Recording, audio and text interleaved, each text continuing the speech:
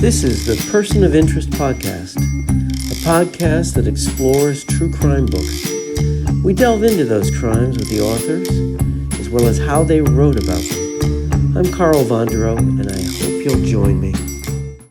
Hello, my name is Carl Vonderau, and I'm here with Zayd Ayers Dohrn, who has written a fantastic memoir about growing up with activists in the 60s and 70s. I highly recommend it. Before we get started here, I'd just like to say we all think we know something about this because of the movie One Battle After Another, but this is the real story. So read this. Said, why don't we start out and just tell us a little bit about what the book covers, and then we'll get into it. Sure. Well, the book covers my very strange childhood and upbringing. I was born underground. My parents were federal fugitives when I was growing up. They had helped start a militant anti-government organization called the Weather Underground, committed to opposing the Vietnam War and fighting for Black liberation alongside the Black Panthers and their radical offshoots. So it was a very, the book tells the story of kind of what that was like growing up when I knew that the FBI was chasing us, when my mother was on the FBI's 10 most wanted list, and trying to kind of make sense of that. So it's kind of my own coming of age story, but it's also the parallel coming of age story of my mother and her friends in the kind of radical underground movement. So it tells the story of this young woman who went from being a fairly typical white suburban Wisconsin girl who had straight A's and was the first person in her family ever to go to college, and somehow ended up being what FBI Director J. Edgar Hoover called the most dangerous woman in America. So it tells the story of radicalization and the political movements of the 60s and 70s and what they might mean for us today. You know, the book has a phenomenal quote from Jean-Paul Sartre, which Mhm. says, "It's the well-behaved children who make the most formidable revolutionaries. They don't say a word, they don't hide under the table, they eat only one piece of chocolate at a time, but later on they make society pay dearly." And I thought that really applied not only to your mom, but a lot of the people in the movement. But before we get into that, let me ask you, it's been a while since all of this happened. So why did you take so long to write it? And I have a few hypotheses myself. Yeah, yeah. Well, I think so. Yes, you're right. I've been a writer, a professional writer for 15 years and never touched my own family story, which is funny because it's obviously an insane story. And my friends who would find out about it would often say, "How can you be? This is such great material. How can you not write about it?" And I think really there were two reasons. One was the obvious sort of psychological explanation, which is that it's difficult to write about your own parents and your own family. And I think I resisted it because I knew it would be messy and I knew there were things I might not want to learn about my past and my upbringing. And it felt a little bit risky and dangerous to write about it. The other reason was, my parents were fairly famous, notorious people, and I kind of wanted to live my own life and establish my own career and be an adult and a writer on my own before I tried to tackle this kind of very public story. Well, I can see, I mean, these are people very close to you. So you're Mm, afraid of getting it wrong, for one thing. sure, You're that's afraid true. of hurting them, for another thing. What are they going to say when you're through writing this? And then, Mhm. like you got to get the chops in order to do a good job That's at it. exactly right. That's exactly right. You know that as a writer, it's like I didn't want to tackle it as my first project and have it be just a failed experiment of a book. I wanted to make sure I knew how to write before I wrote about it. It's also funny, Carl, because you mentioned not wanting to hurt them, which is true. I think there was this parallel fear for me of not wanting to write a book that when I was not willing to go the difficult places. In other words, if Yeah, you're too yeah. worried about avoiding hurting your parents, you can't write a very good book about them. So I had to get to that point in my life where I felt like I could be honest and truthful about what I saw and what I experienced. Were your parents supportive in you writing this book? Were they They open and were. Yeah, they were they, really supportive. My dad, my parents are very different people from one another, even. So my dad was right away. He's a very public person, very open and kind of talkative person. And he right away said, "Oh, that'll be great. Let's do it." My mom was very resistant. She's a much more private, introverted person. And mm-hmm. she said, "I don't, I Hmm. don't." I don't know. I don't know if I want to. She had never told her own story in a public way. But I think she trusted me to get it right, and so eventually she did come to me and say, like, let's try it, let's see how it goes. And they've been nothing but supportive, even when it got very difficult, even when I was telling stories about them that are painful and unflattering. They always thought, this is his story to tell. It's his life. So they've been very, very kind and generous about it. You're very lucky that way, Yes, that's because a true. lot of parents don't feel that way at all. Of course, Um, and especially when you're telling stories about them breaking laws and oh yeah. betraying people and hurting themselves and hurting others, it can be very difficult. Well, I found an interesting quote from your mother that she didn't like psychiatric explanations about what she did. Yeah. So, how does that explain her personality? Yeah, I mean, my mother's always been somebody who believes deeply in ideas, and she's very suspicious of explanations that reduce her political choices to kind of Freudian pop psych kind of. She did this because she was rebelling against her father, or she did this because she was angry about, her cloistered upbringing, or whatever you want to say. People have Yeah, often, because she was this notorious figure, people have tried to psychoanalyze her from afar, and I think she's very suspicious of that. Of course, as a writer, I'm very it's a, interested in psychological explanations and how, yeah, what makes yeah. people tick. So that was part of the dynamic between us, is me trying to get at those things and her resisting them. Oh, that must have been pretty hard. That must have taken some Mm. time. Took some time, but it was also very fun. Like sometimes she would tell me a story and I would say, "Wow, mom, that's really, that actually gets us somewhere. That's really revealing and interesting about what made you the person you became." And she'd laugh and say, "Well, you put it together. How are you going to put it together?" But she sees her own choices as motivated by political ideas. She's an Yeah, idealist, and so yeah. yeah, it's a funny dynamic. Yeah, we'll get more into that dynamic. First, I want to know a little bit about the times. Sure. So it was, in the 60s. They were both involved with SDS and Weather Underground. I think particularly the years 69 and 70 were particularly tumultuous for them. Tell us a little bit about what was going on then. Yeah, I mean, I think you're right. It was a fascinating time to come of age as a young person, right? So my mother went to college in 1960. She was the first person in her family ever to go to college. And she had lived a very kind of sheltered suburban upbringing in Whitefish Bay, Wisconsin. And then she went off to college, kind of the pride and joy of her family and their hope for the future. And she encountered a bunch of things, right? She encountered the women's liberation movement and the advent of the birth control pill and what we now call the sexual revolution. So this girl who had kind of never really like been outside her own small community was suddenly like seeing the world and wanting freedom and wanting to kind of be a grown up in the world. And at the same time, the civil rights movement and the anti-war movement were growing around them. So the Vietnam War was becoming more and more unpopular, and the civil rights movement, with its urgent demands for freedom and equality for Black people in America, was just becoming omnipresent. It was sort of everywhere you looked. So when she was in law school at the University of Chicago, Dr. Martin Luther King came to Chicago to lead the rent strike to kind of protest housing segregation in the city. And my mother, who was not a very political person up until that point, decided to volunteer for the civil rights movement. She was young and idealistic, and she just thought, I'm training to be a lawyer. This will be a good thing to do. And it was really that was the beginning for her of a journey towards radicalization. Of course, first Dr. King was killed, and that really changed her view of what nonviolence meant and could this country be changed peacefully.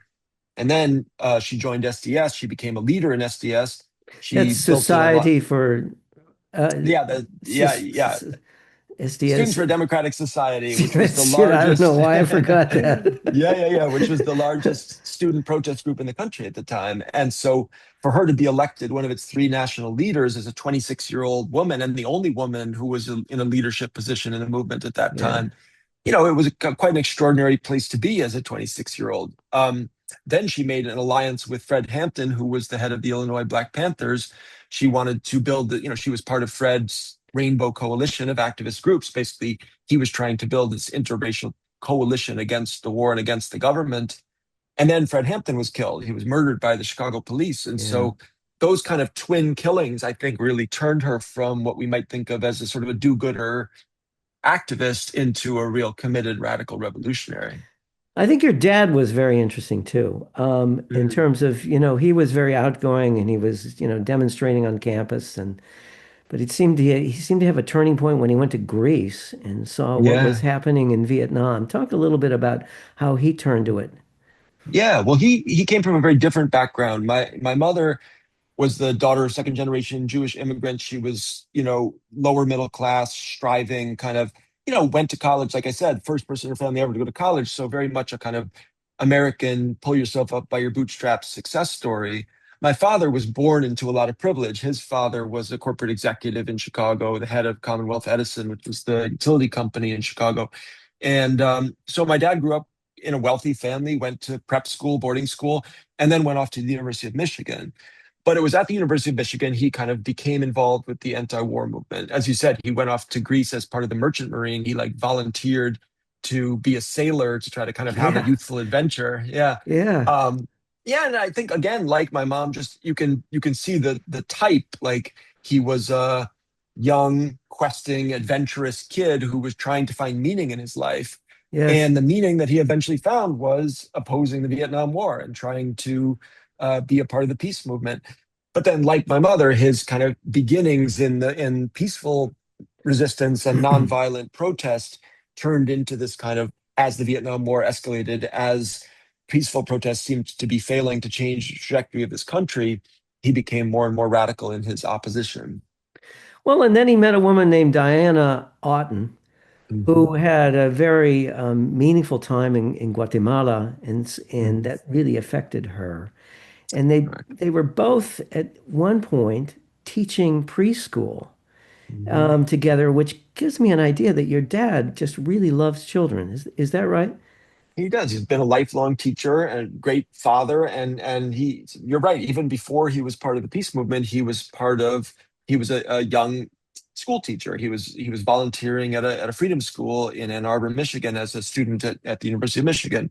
And he met this woman, Diana Oughton, who was also a teacher. She had just gotten back from a trip to Guatemala as part of the kind of Quaker version of the Peace That's Corps. right. Yeah. Yeah, and both of them had been kind of politicized by their idealistic attempts to try to, teach people to go abroad and make a difference. And I think, like a lot of kids at that time, they started wanting to kind of just to make things better, and then they got more and more disillusioned and angry by, when they saw how difficult that was and how much resistance there was to that. And yeah, so they eventually joined SDS and then joined Weathermen when my mom split SDS into its most radical faction, the Weathermen. R- Right. And here you get into this cause versus individualism, I think, Mhm. because, it was very much that there was monogamy was not permitted, individual relationships were not permitted, um, self-doubt was not permitted.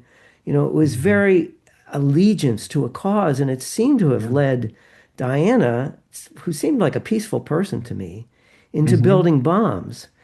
Yeah. And then tell us what happened to her. Yeah, well, this is one of the sort of darker chapters of my family history. I mean, my dad was deeply in love with this woman. They were trying to start a family together. They were trying to Oh, have wow. kids. Yeah. They were, school teachers together. But as you say, there was this kind of dark element to the movement in the sense that they felt so desperate to do something to stop the war and to stop the violence against black leaders in America that they felt like they had to transform themselves from kind of young idealistic teachers into violent revolutionaries, and they really set about that in a very deliberate and intentional way. How can we make ourselves more hardcore? How can we make ourselves dangerous to the government? And yes, as you said, that involved all sorts of experiments with breaking up committed couples because it was thought that romantic monogamy was harmful to the cause.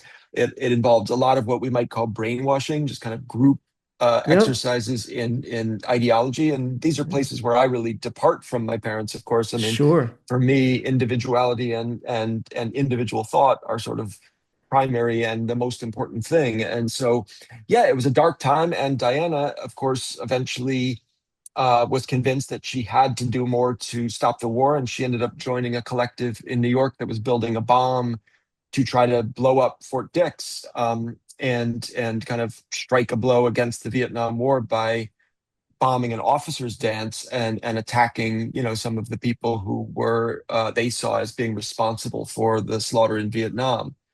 They didn't know much about building a bomb, and they ended up detonating the bomb accidentally in the basement of a West Village townhouse, and Diana and two of her friends were killed in that explosion. And of course, my dad, it was his girlfriend and his best friend who were killed in that explosion. So it was really a devastating moment for him and a turning point, of course, for our family. Yeah, I thought it was a very touching moment when he took you to the memorial for that Mm, explosion, and he mm, said that they had made a mistake. And then he said, the only people I killed were my friends, or the only people I mm. hurt were my friends. That was a Yeah, very poignant comment. What did yeah. that mean?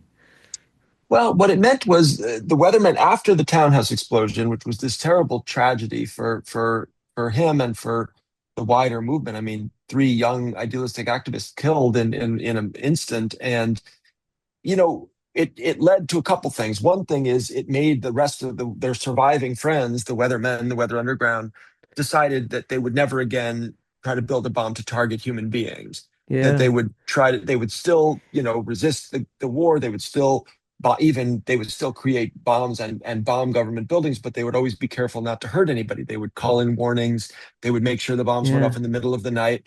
And so it was a turning point where they said, we have gone too far. We cannot Hmm. hurt people with these bombs. But of course, the tragedy of it, as you say, is that when my dad looks back at it now, I think he's relieved that they didn't hurt any innocent people, but Yeah, he still feels that he was partly responsible for the deaths of some of his friends. yeah. I mean, they were extremely lucky because They all it were. would have taken was a cleaning person at the wrong place or Mm. somebody at the wrong place. Did he ever discuss, or your mom discuss, what they would have done if somebody got killed in the crossfire?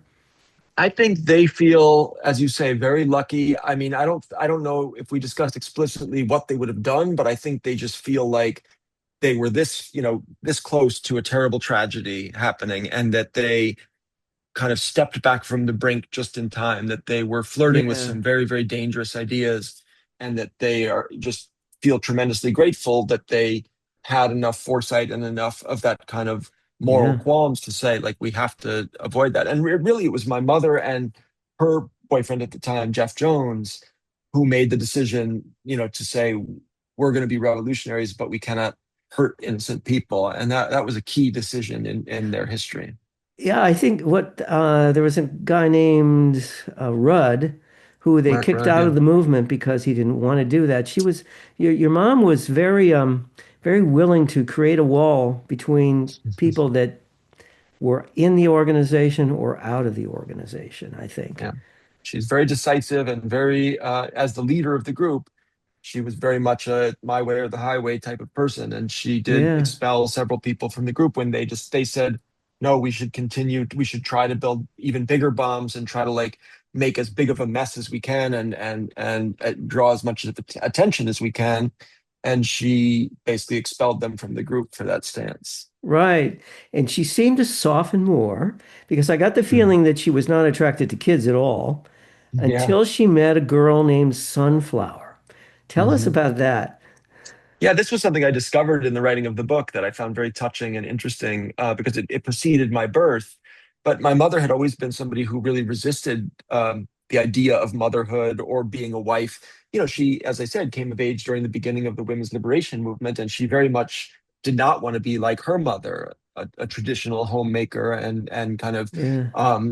American mom. So she had always thought, well, I'll never get married, I'll never have kids. But then while she was underground, she started hanging out with this kid, Delia, whose hippie name was Sunflower. And they spent a lot of time together. Delia's mom was a kind of a friend of the movement. And my mom really found herself kind of falling in love with this 10-year-old kid. And I think it was the first time she had really seen herself as potentially maternal. And therefore, of course, for me, it was fascinating to think about a moment when my mom had changed and a moment that made my life possible. Yeah, yeah. Well, and that happened in 1977. So Yeah. they were another 3 years on the run with Hmm. you as really a toddler. Yeah. And that must have been incredibly challenging to keep all of that secret because, did they keep your name secret? What? Yeah, I had no birth certificate until I was 7 years old. I had no papers. I had no social security number. So, so We they were couldn't living even under call you by assumed names. name in a public No, place. no, we were all using fake names, and I knew from a very young age Really? that at Wow. home they were mom and dad, but outside they were Tony and Rose. And we had fake IDs, we had safe houses, we had cars registered to fake names. So it was all pretty confusing. But as a kid, Yeah. of course, I wasn't responsible for a lot of the spycraft of it. I knew that we had a story that I had to tell, and I knew the FBI was chasing us, and I knew that things would be very bad if we were caught. But I also kind of trusted my parents to do the right thing and to keep us safe. Yeah. Well, and then they decided to turn themselves in at the right time Hmm. because COINTELPRO, which was, I guess an organization in a federal organization that did all kinds of dirty tricks Hmm. and illegal tricks to try and trap people in the movement. And of course, they was very involved with Black Panthers at the time, and they were a more Hmm. violent part of it. Hmm. And so I guess was it primarily she or both of them? They decided that now was the time to turn themselves in. I think it was primarily her in the sense that my dad had been advocating turning themselves in for quite a long time. And it was my mom who was resisting. She really didn't want, even though they now had two kids, even though the Vietnam War was over, even though many of the charges against her had been dropped due to the misconduct in the COINTELPRO program. She really didn't want to give the government a win by turning herself in. She Right, wanted right. to stay a symbol of resistance to the government. But she did eventually decide, once she had a second child, that this was just too much and that we had to build a new life. And so, yeah, in 1980, we drove to Chicago, turned ourselves in, and surprisingly, for somebody who was once on the FBI's 10 most wanted list, she was given probation because all of her federal charges had to be dismissed because the FBI had broken so many laws in trying to catch her. Well, this kind of ties into something that happened before, and that was Mhm. that there was a new leadership in the Weatherground organization, Mhm. and they thought she Mhm. was too soft. Yeah. And I was kind of amazed that they really subjected her to this examination for weeks, I guess, until Mhm. she actually recorded something that said that she was a tool of the hierarchy and she'd sold Mhm. out, etc. It Mhm. amazed me that she was so strong and they still managed to break her. She must Mhm. feel badly about that even to this day. I think she does. I think she, it's funny because she had been herself a symbol of somebody willing to break apart an organization, SDS, in favor of pursuing the most radical version of resistance. And then later on, once the Weather Underground started to fracture, she was herself expelled from the group for being too old, too moderate, not willing to go far enough. And I think I mean, it's quite interesting because I think it has parallels to some of the movement stuff today, where you see kind of purity tests and cancel culture and Yes. ideological conformity in a Yes. sense of like groups that are willing to splinter into ever smaller and smaller pieces in order to you know keep themselves supposedly pure rather than trying to build a big mass movement that can make a difference. Yes, it reminded me of the communist re-education camps, but It was a little bit where like that. they just are at them until finally you just Yeah. get it over with. Yeah. That's right. So they decided to come clean, but they were still, still FBI trailing you around, etc. Hmm. And then something happened that changed everybody's life, and these were two good friends. Kathy, is Hmm. it pronounced Boudin or Boudin. Hmm. Boudin? Okay, Boudin. I think of the French would be Hmm. Boudin, but anyway, Boudin and her partner. Tell us Hmm. about what they got involved with and what happened there.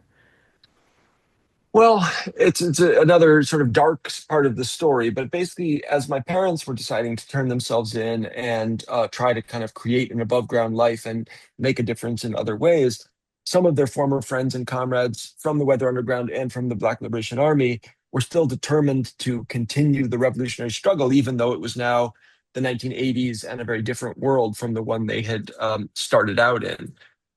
So Kathy and David, who were close friends of my parents, were eventually involved in a bank robbery in upstate New York called the Brinks robbery, where they were driving getaway cars for a group of Black Liberation Army soldiers who were trying to rob a bank to fund their organization. And in that robbery, several people were killed, police officers and guards. And so many of them went to prison. Many of the radicals involved in the action went to prison for decades or for their entire lives. Kathy and David tragically had left their 14-month-old son, Chesa, at home with a babysitter when they went out to rob a bank, and they just never came home. So my family ended up adopting Chesa, and he was raised as my brother and is still one of my closest friends. Wow. What does he feel about it? Because I got the feeling he got to visit his at least his mother pretty Yeah, often, both of maybe his them. father too. I don't know. Yeah. What does he feel about having been raised by two mothers? I think that's complicated for him, of course. Like any adopted kid, he has this kind of divided loyalties, a sense of having had two families and how complicated that is. I think as a young person, he really had to work through, again, like many adopted children, he had to work through that sense of abandonment, that sense of why did my biological parents leave me at home and go out to rob a bank, and what does that mean about whether they loved me or protected me?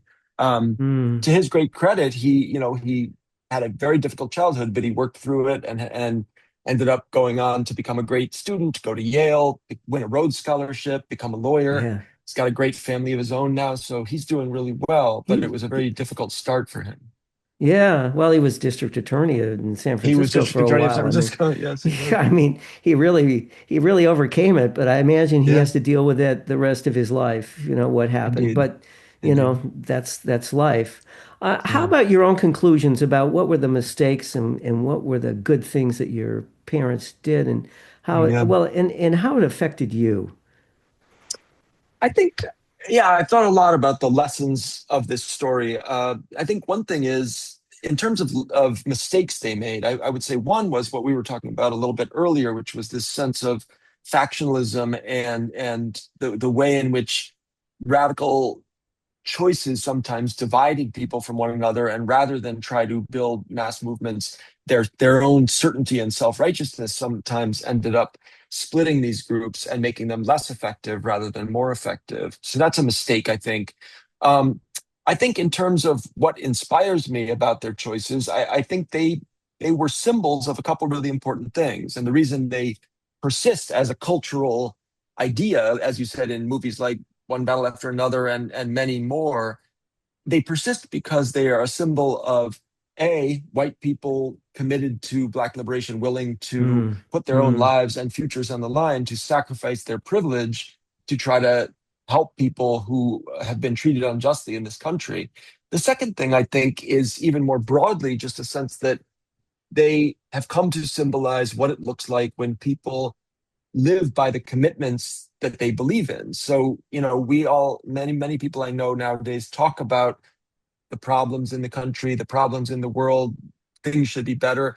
But there's a sense of like, well, what can we do? How can we do something about it? And people just end up posting to social media or something. And these are people who really decided, if we believe that the world is in trouble and we believe we want to make a better future, we have to do everything we can to make that possible. So I think that's kind of a fascinating lesson yeah, from it their is. story. It is. Yeah. Okay, well, very quickly, we're going to have to end it here. Yeah. Where can people find you on the internet?